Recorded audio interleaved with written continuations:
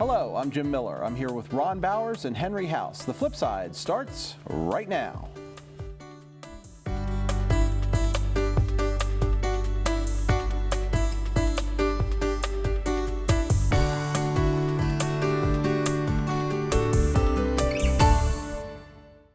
Welcome to the show. We're pleased to have with us tonight Christian Alshire. Christian is a city council member in the city of Hagerstown. Christian, welcome. Thanks for having me. So the story that we want to talk about tonight is one that I think is covered in small bits in some of the other news media, but we want to do kind of a deep dive, and that's the subject of the multi-use sports complex. You had a very interesting article that you posted post on Facebook here a couple of days ago, which I thought was articulate and well-informed. Can we go back, though, a little bit? Again, I remember this being talked about for decades now. What is the history of this project?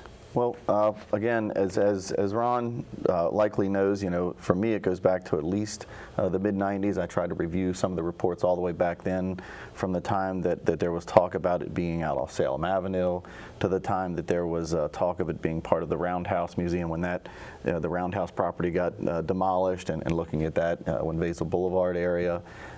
To replacing it at the existing stadium, all the way up to the studies in 2012 of putting it downtown, and then I think folks may not remember that very short stint with Mayor Geisberts when we did an additional study and we looked at Hospital Hill, which really drove sort of some of that East End thought process, and then to now where we're sort of back at square one, looking at this very large project again. Okay.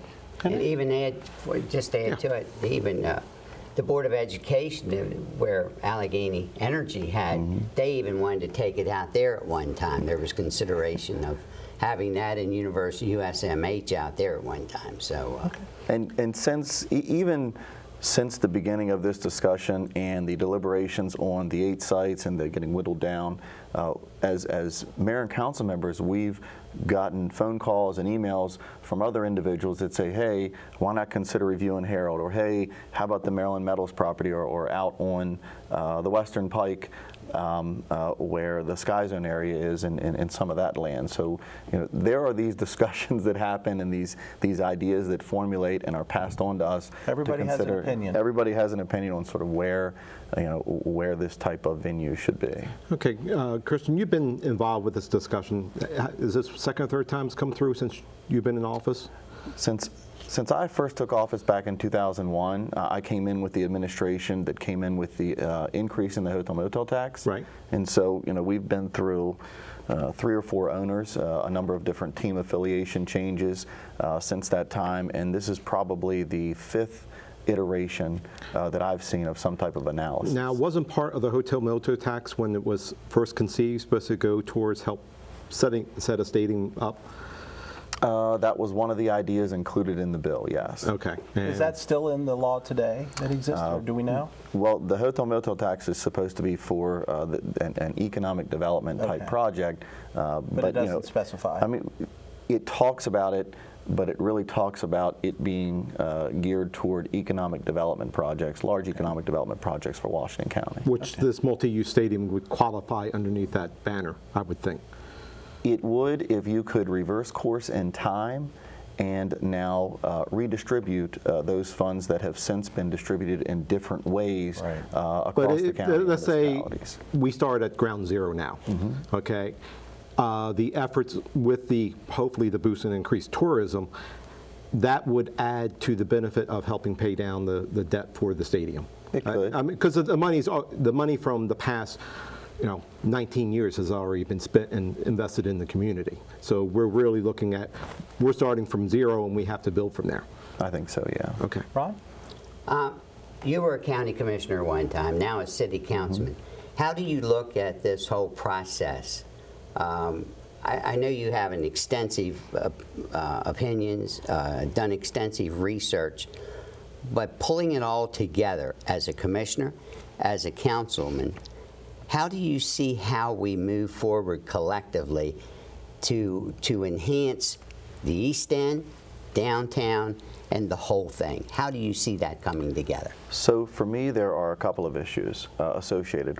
One is that when we look at a project like this, we need to look at it in greater terms than just simply this specific project. So that's one facet that I think folks often overlook, because out in the discussion topics of the citizenry, we talk about it in terms of this singular item, and it's just not that. It's a much bigger and broader scope. So And by broader, you mean other development that would occur as a result of this project? Is that what yes. you're talking about? Yeah, and I think how it fits within the concept of the location you may look at. So somebody might say, hey, let's look at Review and Herald, but then you have to look at, okay, this is one item of a much greater picture at a place like that. And I think we try and look at each place in that manner. The second is, as you reference, city and county politics, I think that there is an importance at looking at it in terms of how to thread the needle, so to speak, because this is a tenuous project at best, and often our biggest projects are. And so for me, when I sat down and I put that thread together, there were two notions to that. One is I had a lot of folks saying to me, Chris, you're an automatic no, you're an automatic no, and I kept saying no. You haven't heard me since 2006. When Dick Phoebus was around with Chief, we talked about East End. In 2013, when they did the analysis with Mayor Geisberts in Hospital Hill, I said, this is the appropriate place. And so it's not a no, it's just a different opinion. And for me, it's how do I sort of satisfy 40 different masters, if you will, that have positions and a role to play in this. And to me, when I put that out, I was trying to say, in no uncertain terms, this is a compromise that can satisfy the many masters that have a role to play in making the project happen. Where do you think we are from a public opinion standpoint? Because quite frankly, I've not seen the negative comments this time around like I've seen in prior times. I mean, there were a lot of people just raising heck about the potential for this project. In terms of the citizenry, do you see that public opinion may be changing on this? I don't think that the court of public opinion has changed on the West Baltimore Street location. Okay. And what I mean by that is I don't think the city citizenry has changed its opinion on that. I don't feel that there is an overwhelming bit of support of the voting population outside of the city for any expense of this project. But I think in terms of city citizenry, I think that there's still measurable opposition to that specific location. The East End site that you're looking at, I saw one reply to your post on Facebook that there's no development having been spurred in the last X years at the current baseball stadium. My argument would be, well, why would they? It's a 90-year-old stadium. Does that argument hold water in your view? It doesn't, and one of the comments I made to an individual that I had a conversation about with that was just this. If that were the case, we would look at something like the airport. When the airport, before we expanded that and said, oh, well, nothing's happened around the airport, why should we make it the second longest runway in the state? Since that time, by making those improvements, a lot has happened. And so I don't think you can look at it in that viewpoint. Okay. So I think part of your concept located on the East End is the economic driving factor of businesses developing around the location. Is that sort of a thought behind there? I think for me, it is the marketability of the space. Okay. In other words, when this analysis was completed back in 2013, which coincidentally enough, the same group that did the analysis that Mayor Geisbert's administration commissioned after the West Baltimore Street site was set aside, and we looked at the Hospital Hill location, and this happened to be one of those venues. The same consultant came back and basically said, yeah, Hospital Hill is a great place for it. And I think that there were political factors that drove that consultant analysis. And I think that there's political factors that drive every consultant analysis of sort of getting out of it what you pay for it to want to say. Now, how do you feel about the access to, the West Baltimore Street obviously has some traffic challenges of getting in and out of it. How do you feel the infrastructure is there for the location that you are leaning towards? Well, you definitely have larger two-way streets. You definitely have thoroughfares to the interstate corridor, much more accessible. You get 3 or 4 times as much land right off the bat, and you get I'll call it a creek feature that you get to add into the property. There are less number of properties you got to buy, and the property acquisition costs, just the property acquisition costs, are significantly less than those alternative locations that are in the current analysis. Okay. Do you have an order of magnitude of what the, and maybe you don't, if you don't, that's fine, but an order of magnitude of what the delta might be on the East End property versus the Baltimore Street? I don't think they're significantly different. In other words, I think the numbers that folks throw out of $40 million is going to be the case I don't regardless. think that that's significantly different. For me, it is more so an opportunity and analysis of what do I get for that. And for me, if I get the East End, I get 4 times as much land. I get another spoke in that wheel from that hub corridor. I get the reinvestment and the marketability of a greater swath of land. It gets me that connectivity to dual highway where we see hotels that are struggling. It gets me the opportunity to see some redevelopment in Hospital Hill. And if you stood up on Hospital Hill and sort of viewed down into this property with those mountains in the background, to me it makes a very good setting. It also provides an immediate return on investment of redevelopment of the existing stadium site. It allows me to use utility funds, water and sewer, as part of the development process.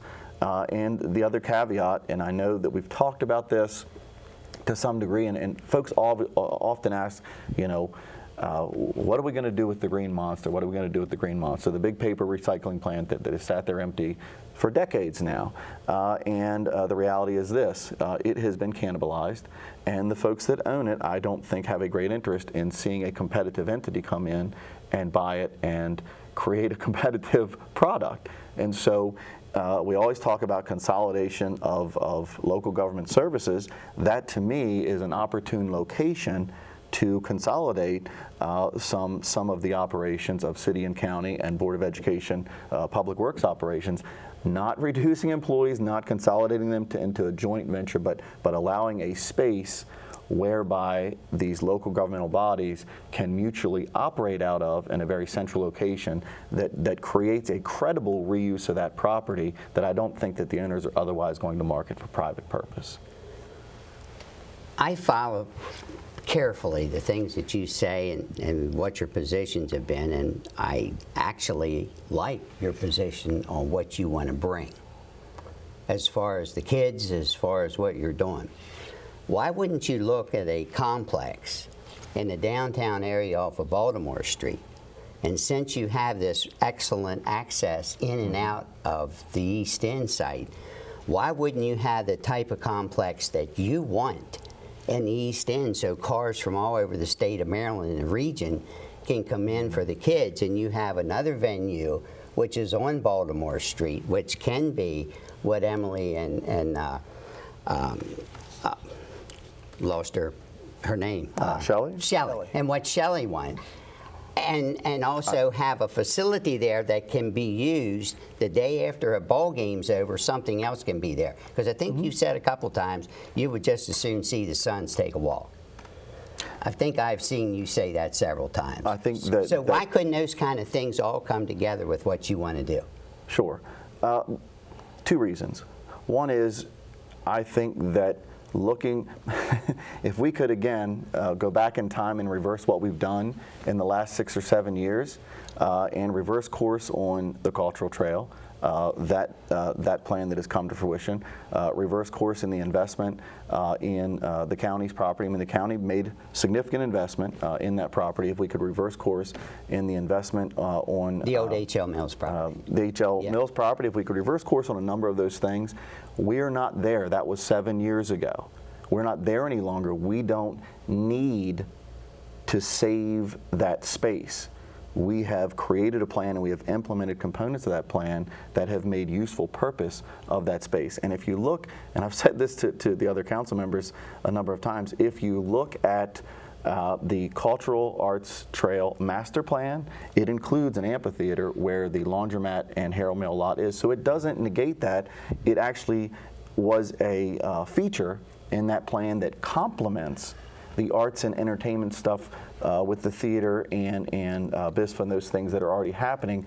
I don't see why we would need to scrap that or build over top and duplicate that when we've got a perfectly good, accessible, marketable location just east of that. I mean, it's literally about 3 blocks away. And the second point to that is we are 7 years advanced, and so now we do have to deal with the construct of, is it going to be politically palatable for the county to want to give up that building?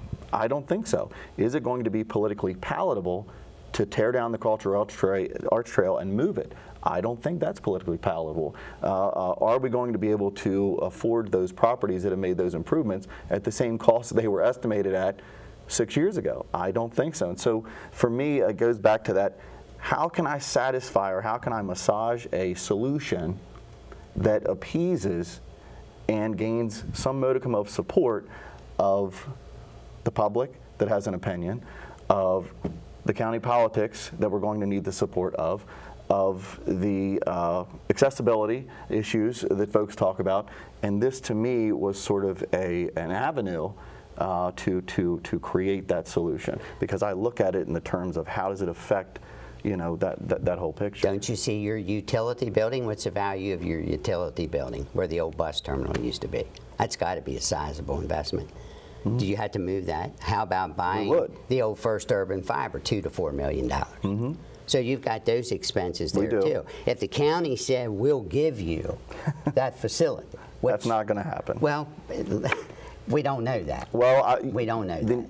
I will say, as a council member who has talked to a number of commissioners, that is not going to be politically palatable with that board. And part of the rub that we have with this big project, and I like the question that you asked, you know, how do we sort of keep going back full circle on this? And the first thing I'll say is it always seems to sort of suck all of the energy, it's like a vacuum, of all the other stuff we're doing. I mean, right now we're having a debate over simply putting a splash pad down because of this large item. You know, we're having a debate on, you know, the MRGA, so it definitely compounds all those other things. But for me, I don't know that there's that capability to satisfy all of those sort of boxes you got to check for that alternative direction. So we have a lot more to talk about. We need to talk about the Suns. We haven't talked about that. We need to talk about financing, because I know I see a lot of Facebook comments that say, hey, I'm all for it as long as the city doesn't have to put taxpayer money into it, which is a question. But if you wouldn't mind, we're going to cover those after the break. Okay. We'll be back in 3 minutes. Stay with us. Welcome back. Once again, we're here with Councilman Kristen Alshire. Ron brought up the thought process or the notion of the Hagerstown Suns in the last segment. What is your view of the Hagerstown Suns' commitment to a project such as this? Because it would seem to me that if it has baseball associated with it and the Suns aren't in, we have a major problem. I think we do, if that's the case, but, you know, I've only met the owner a couple of times, and I've been through the process of meeting and becoming familiar with a number of owners over the years. But the difficulty that I have on that particular part are two things. One is, I think the Suns owner is like any other business owner, whether we talk about Jameson Door, whether they stay or go to PA, or any company like that. You know, they're going to take a deal that is beneficial to their investment. So whether they look at Fredericksburg or Winchester or those other venues, if we have a good deal to offer, you know, they're going to buy in. I don't think that you know, that's an issue of passion associated commitment as much as it is simple financial interest associated commitment. So that's the one thing.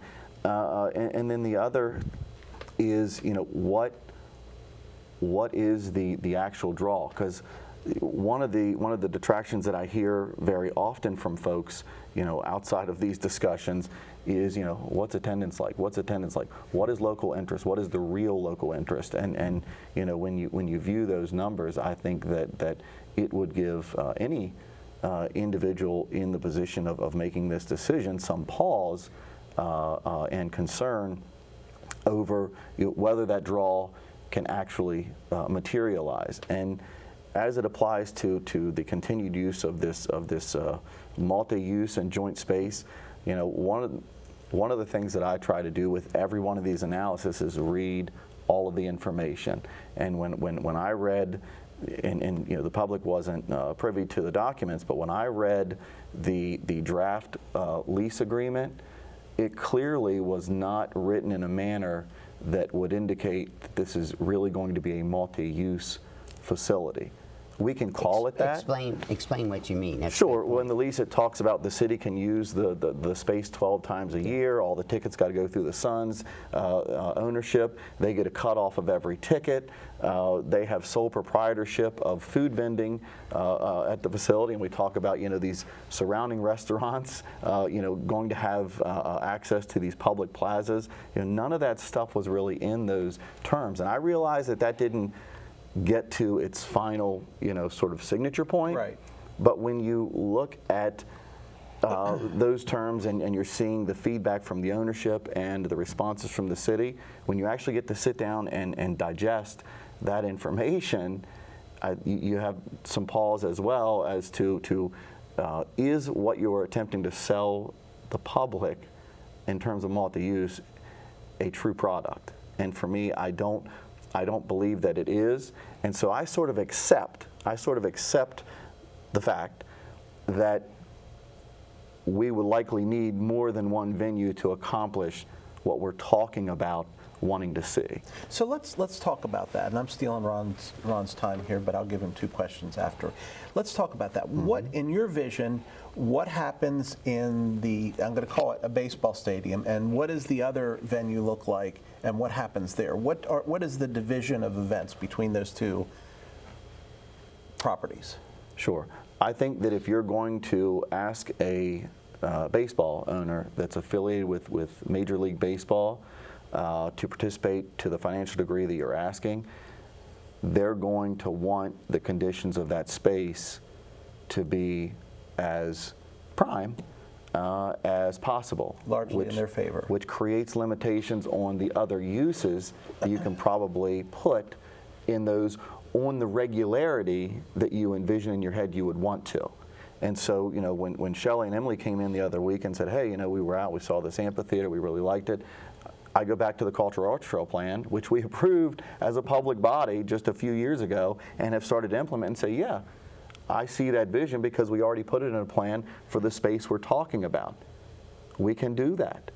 And over here, where we have space availability and we have investment opportunity capability, over here is in my mind, the more appropriate place to put something like a baseball venue. And I see it as a baseball venue, which is why I said, in addition, and I said it, and I'll say it again somewhat selfishly, I would envision something like the Frederick Indoor Sports Complex going sort of on that outer section of where the current stadium sits along Cannon and Eastern, and being a dual anchor, because in the wintertime, that indoor facility, which is a fairly simple, you know, building and space, can be used more heavily and is used more heavily by the public.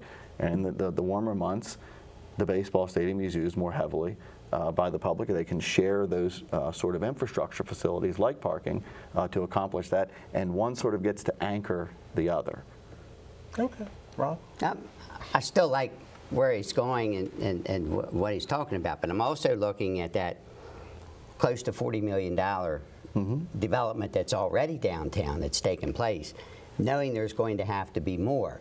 How do you take your idea? You've got all of everything that you've read. You should be able to have, from what you've studied, which is extensive, a summary that if the baseball stadium, whatever he puts in it, that's the only percentage of say he's going to get.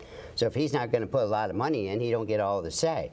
How can you get what you want and make this happen downtown along with what you want? I think there is a compromise there somehow. So if I would envision both venues happening, yes, the cultural trail plan continues to materialize as it's been envisioned in the plan. And if there is enough interest in a multi-use complex, you know, with indoor and a stadium on this side, then I think that we need to keep chugging along with the First Third program for downtown, which if you talk to a lot of business investors will tell you one of the most successful things we've done is that First Third program. I think that that program is going to accomplish the reinvestment interest. Tell us a little more about that First Third So program. the First Third is a fairly simple process. We adjusted, well, it came out of the deliberations in 2012 when folks said, look, you know, this new administration came in, the sky's going to fall if we didn't do the stadium. Mayor Geisberts and some council members, you know, we sort of came together and said, okay, let's do this First Third program where we'll set aside $1.5 million, and instead of the city buying these properties and investing hundreds of thousands of dollars into them to reinvest, we'll put up the first $250,000 if a developer puts up the next two-thirds, $500,000. And for every $250,000 we've put up so far, we've seen much more than the $500,000 invested. So we were able to provide enough of a carrot. And that carrot isn't just the $250,000 for those big building reinvestments like Patterson right across from City Hall, but it also set aside money for smaller investments. So if you want to invest $100,000 into a business interest, will invest $50,000. And a good example of that is the old Nolan, I think it was old Nolan building that sat right under the overpass. Everybody passed it for decades and it never did anything.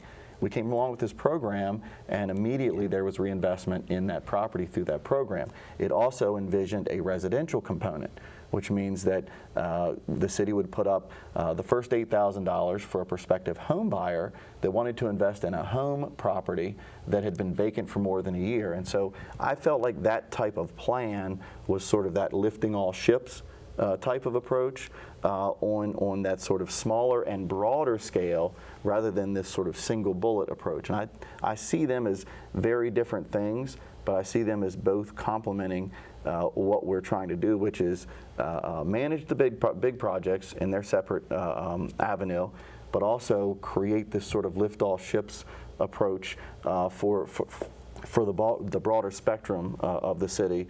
And when we ran out of that money, literally within the first year, because we sort of took reserve money to create that, one thing we couldn't do was we couldn't keep it ongoing. So 2 years ago, I believe it was 2 years ago, we adjusted the tax rate. We said, okay, we'll adjust the tax rate on everybody. And when we adjusted the tax rate, we said, we're going to set that $1 million aside so that we can have a continual fund to drive that investment program. And it has worked. Is it kind of like successful. the old CDGB monies where when it came in, it could go to another project? No. Okay. I would say this is flat out money, and so you see the expansion in the Stube, you see the professional arts building, you see the I forget, WLR, Grand Piano was the first, but WLR is doing the apartment building up off of Antietam. I mean, that thing's been sitting empty for 20 years. You see folks investing in homes that have been sitting empty for more than a year. And I think we've done somewhere between 40 and 50 of those homes.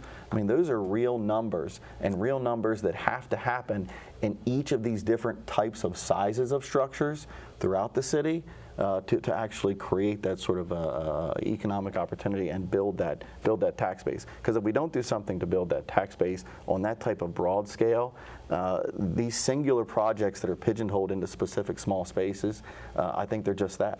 They're just these singular projects. Bring it back to the Hagerstown Suns. You know, a lot of people in the community feel it could be an economic driver if they had a new stadium. Other ball teams in the same division have, either improved or built new stadiums, and they've seen a difference. And we're at the lower rung of attendance in the league. We're the lowest. Yeah, I was trying to be kind. Do you feel by us putting a stadium here in the a new stadium in the community that we're going to help drive numbers to improve that? And then I'll piggyback on with a second question based on your answer. I think it'll improve numbers. I just don't know that it will improve numbers to the degree that these types of analysis from consultants indicate that it will. Do you think it will help bring us up to being on par with some of the, I mean, we're several thousand below the competitive teams within our competitive in attendance teams in our group, and we're a larger community than most of those. I think that one of the things that I felt would occur was if and when the affiliation changed to the Nationals, you know, I mean, I remember as a kid when we were a larger scale ball club, we had an Orioles affiliate. I remember going to those, and I thought if anything could do it, it would be this change in affiliation of a more local nature where the fan base could identify more closely with their major league team. In my mind, I thought that might create that excitement and that improvement, and I think that's what gives me some pause, is I don't see that that's happened. And so I think some of the concern I have on that front is that it is a single A ball club, and I don't mean that in any demeaning factor, just that I don't know that that's the catch that people are going to the stadium to attend for. Yeah, because when the Suns came back to town, they were single A, a higher division single A, and they went to triple A, and that went down to Frederick, and then single A team came in behind. So, I mean, the short history, but, you know, we have a ball club, we want to keep it. But on the multi-purpose venue, you were talking about a separate entity that would house indoor sports, but that would also give access for the Suns when it's rainy or whatever. They can, because they're in summertime, those are very underutilized. And as they have other programs scheduled, they can get in there and do things. But what about the field? You know, there was talks before about having, you know, a minor league, you know, soccer team coming in, or some. How difficult would that be to fit into a footprint of a baseball stadium? I don't think that the two fit together very well, and I'm an avid player and fan myself, and I don't think that would create the draw that some may envision. I just don't. I think people of all types of ages love to play it. I don't know that folks like to watch it as much. So you envision it being a baseball park, as a baseball park, and maybe offering the ability to attend concerts of a larger scale, but really meant just for baseball. I think that if this were a team that was associated with an independent league, like I believe Lancaster and a number of other places where they're sort of very privately owned and very singular in their league nature, possibly. But I think that because this is affiliated with Major League Baseball and they have, you know, specific standards of venue control, of venue quality, of venue maintenance, I think that you would have some difficulty in it being as multi-purpose as some may sell to the public. So gone are the 1970 days where we have a stadium for just about every event. I think so. Okay. So we have more questions. If we can hold you around for one more segment, that would be great. We'll be back after these messages. Stay tuned. Welcome back. So we're here again with Councilman Kristen Alshire. Kristen, I think you had some more to say on the question that Henry asked just before the break. Well, I would liken it to Black Rock Golf Course.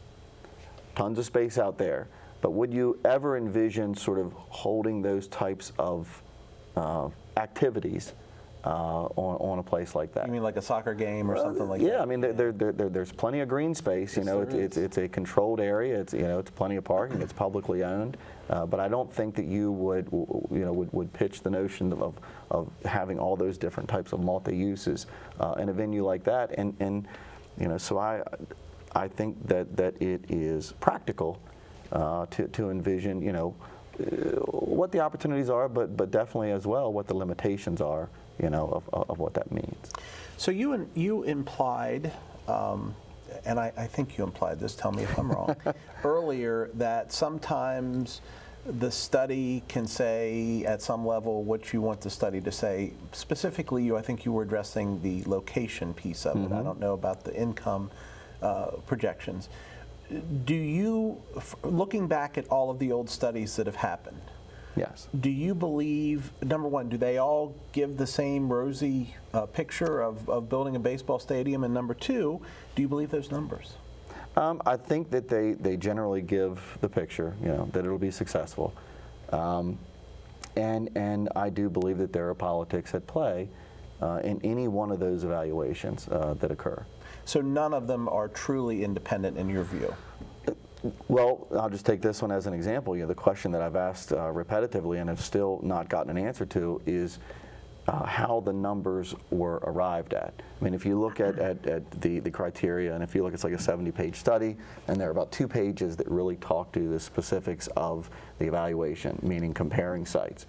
And I think they were on a scale of 1 to 5, and so, you know, one of the items might be, you know, property acquisition cost, and this one's a 4 and this one's a 2. But there's nothing within the study that says why the one was a 2 and why the one was a 4. And so I would like to see if one was $8 million and one was $2 million, you know, why they're only 2 points apart.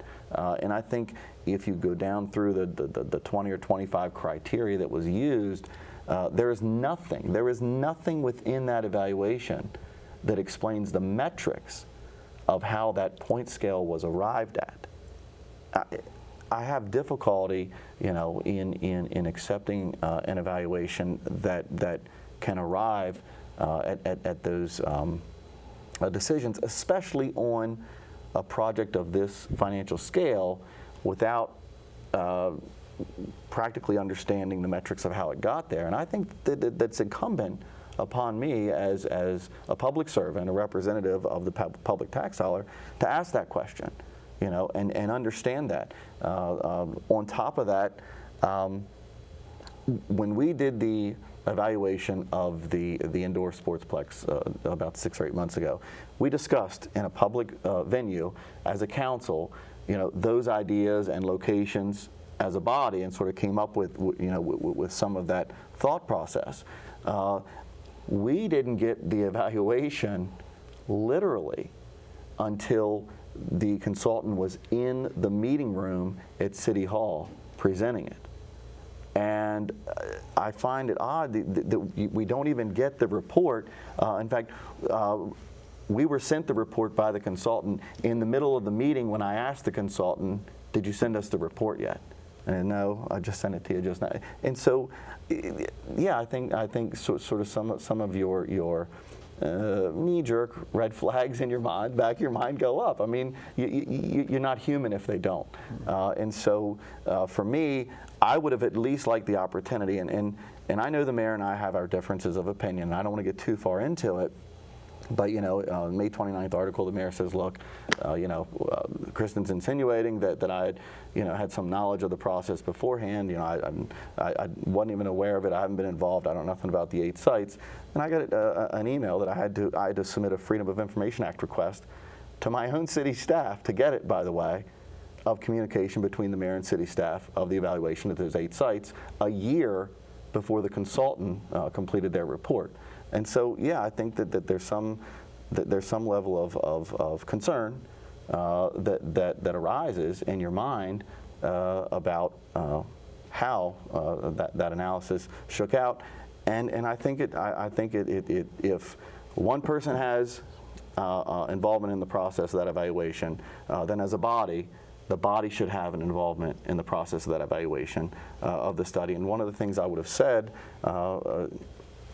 in that process, and I said when we had the interview with the consultant individually, was, you know, if you're going to consider sites, you know, consider this and consider it in this configuration. And that never happened. It was never even included.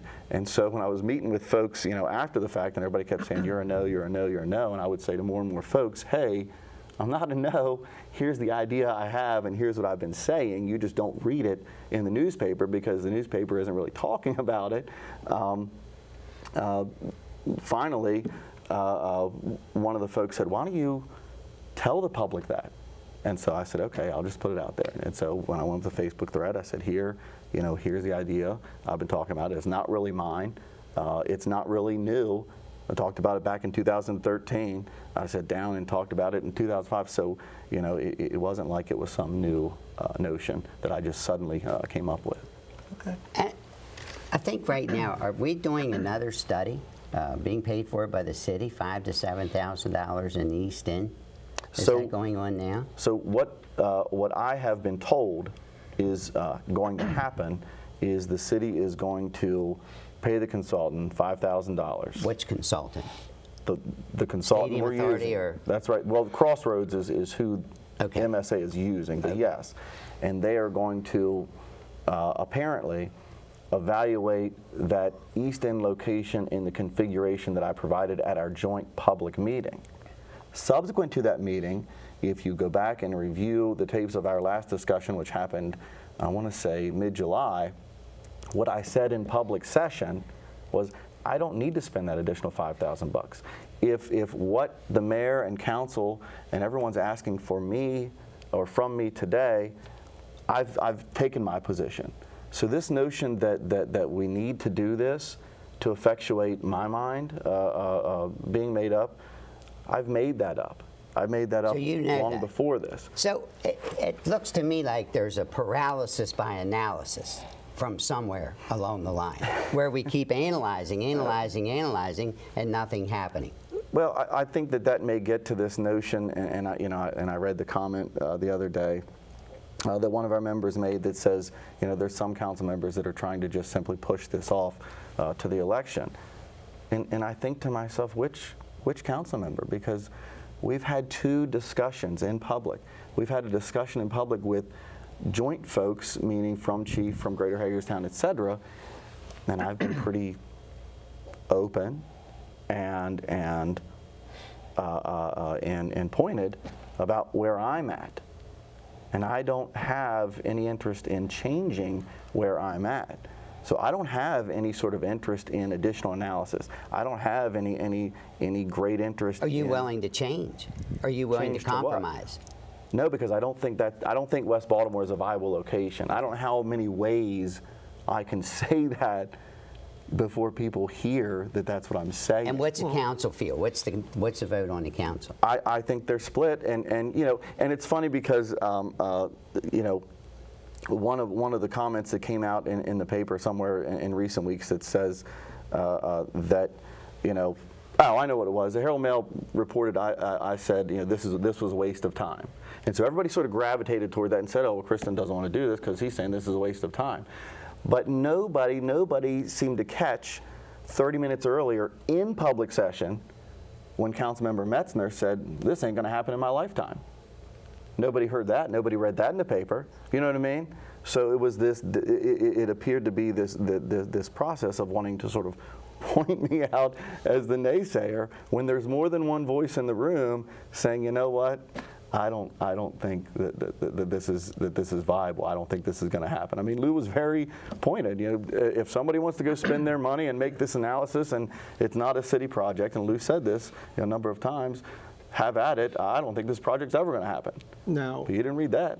if you were provided the expanded analytics between the site that you apparently lean towards versus the other couple of sites that were considered, and you had them on a spreadsheet sort of to go down, could you be swayed that one site may be stronger on paper but not practical for your vision and support it? No. You mean if we're specifically comparing If we're- what I proposed and the If West we're comparing Baltimore Street apples to location? apples, and then when you sit down and you look at the numbers, and where you said, oh, well, they recommend this as an A site or a B site or a C site, if they gave you the detailed analysis of how they arrived at that information, would that help persuade you one way or another?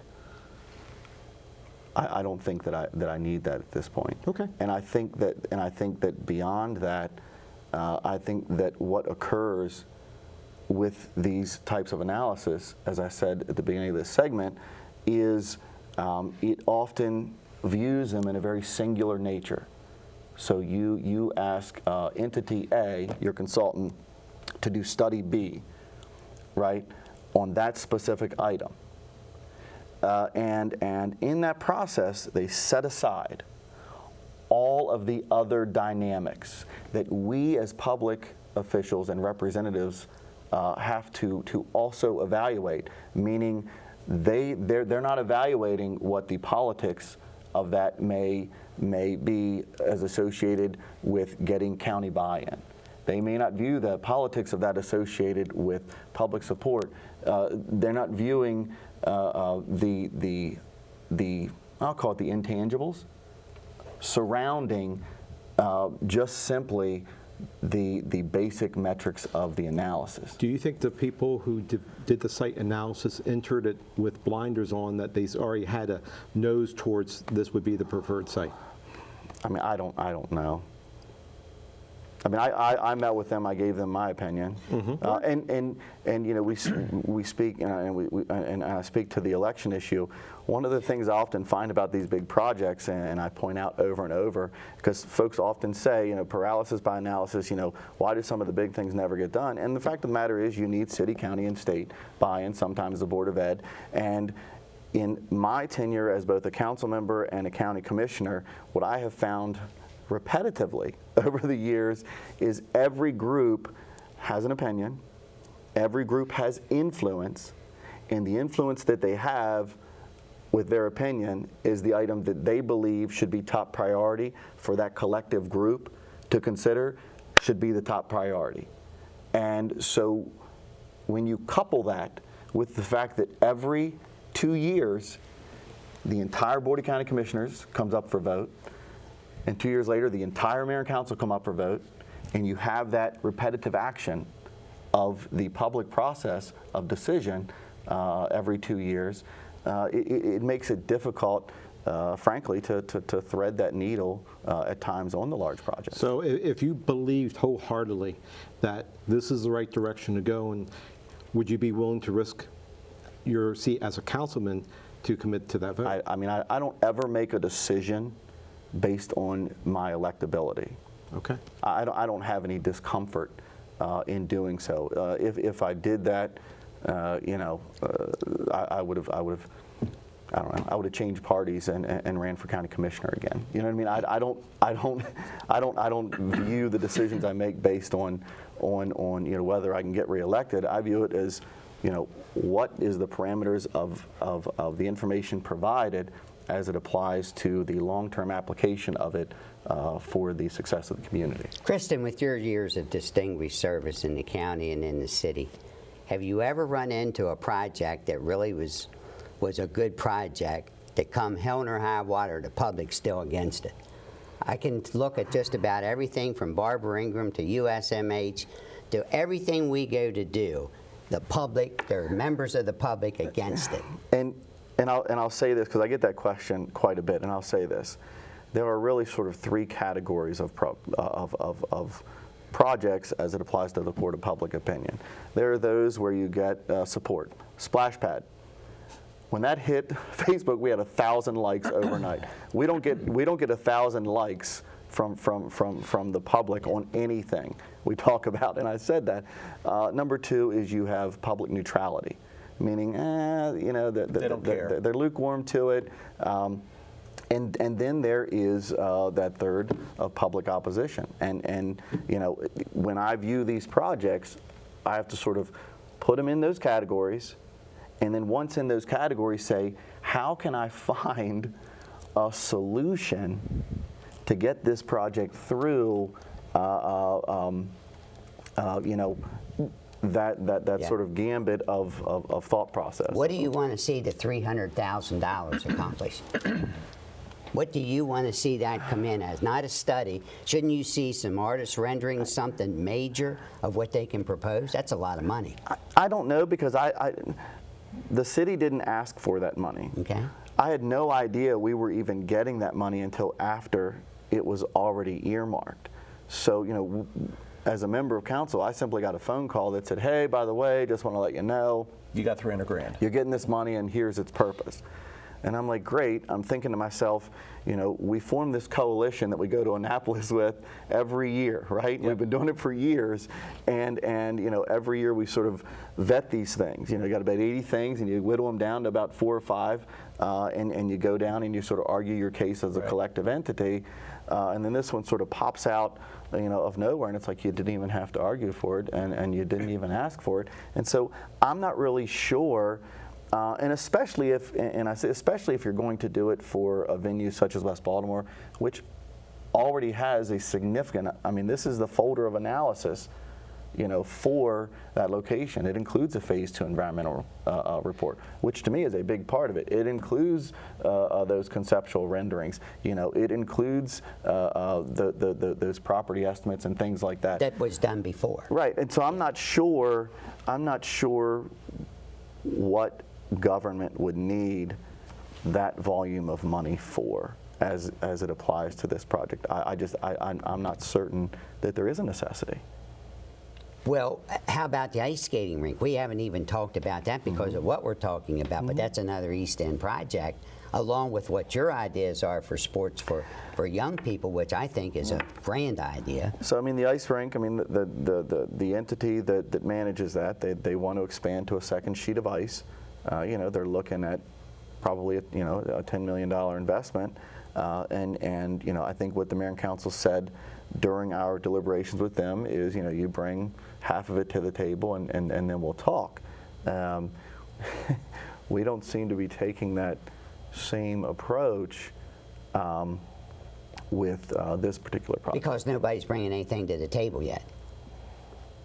No. Is that part of the big problem here? Nobody's brought a dime to the table? You know, well, I think that in addition to the fact that, again, you have to run that gambit of getting that collective group of, you know, city, county, and state folks on a page to make that pitch.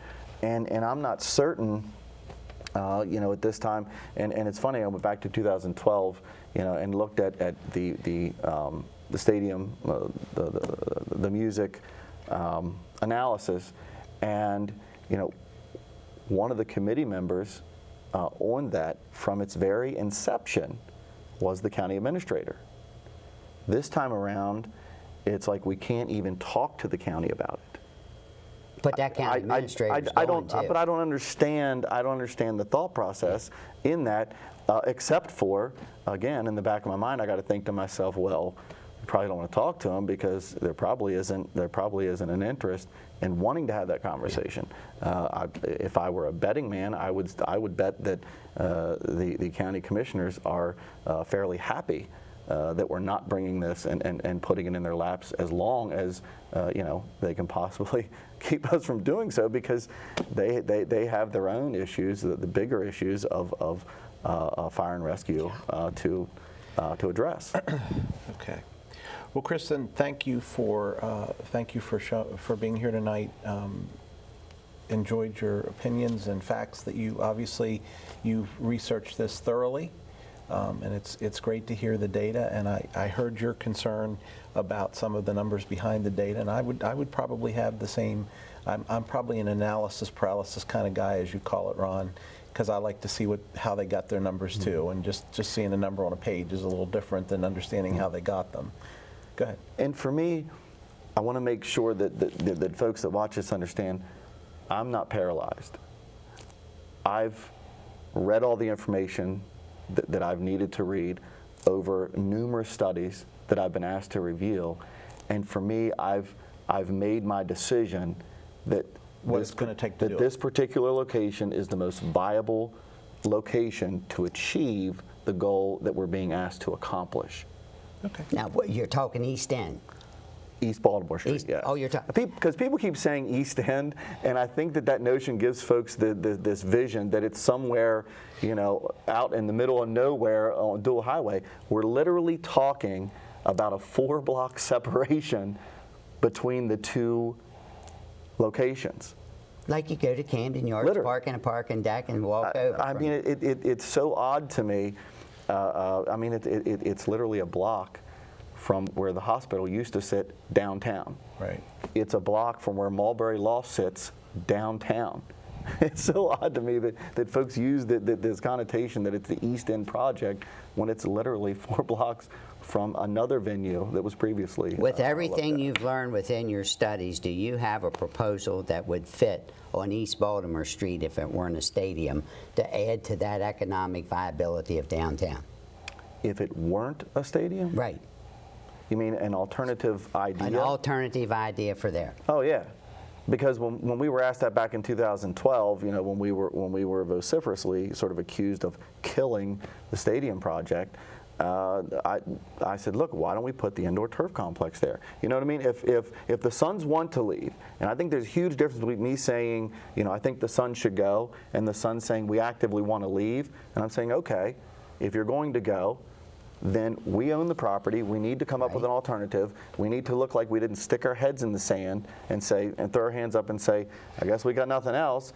I said, hey, why not consider an indoor turf complex there? We already own the property. It's got a big parking lot. It's nice and flat. It's very accessible. And I threw that out as a notion to say, we don't have to bury our heads in the sand. We can come up with our other ideas. We didn't bury our heads in the sand when it didn't happen in 2012, and we said, okay, we'll bring in urban partners, and we came up with the cultural trail. We came up with those 7 other catalyst projects, and it spurred some of that interest and discussion in the UIP. Those things happened, so I don't get discouraged that if one idea doesn't happen, we can't have another. I mean, if that were the case, we wouldn't be Are doing you any still of that. following Urban Partners' plan? You hold credibility in that study? I do. Okay. I do because of 2 things. One, the Urban Partners Plan was pretty clear. These 8 things can happen because you have the affordable capacity to make them happen. Meaning they sort of looked at our community culturally and socioeconomically and demographically and said, we think these are things that are accomplishable. And so that was sort of the mindset in some of that. So that's the first thing. And the other part of that is